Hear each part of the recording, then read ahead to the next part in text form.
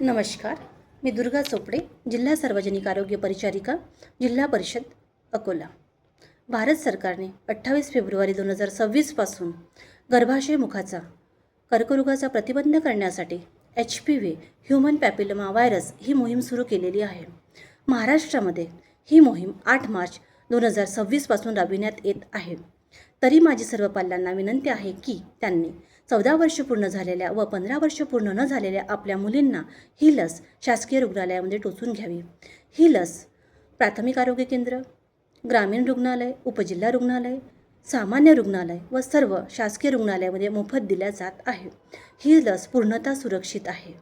या लसीविषयी सर्वत्र चुकीच्या अफवा पसरविल्या गेलेल्या आहेत व पसरविल्या जात आहे. तरी या चुकीच्या अफवांना पाल्यांनी बळी न पडता आपल्या मुलींचे निरोगी आरोग्यासाठी व भविष्यात होणाऱ्या गर्भाशय मुखाच्या कर्करोगाचा प्रतिबंध करण्यासाठी ही लस आपल्या मुलींना टोचून घ्यावी व सरकारच्या या मोहिमेला यशस्वी होण्यासाठी सहकार्य करावे.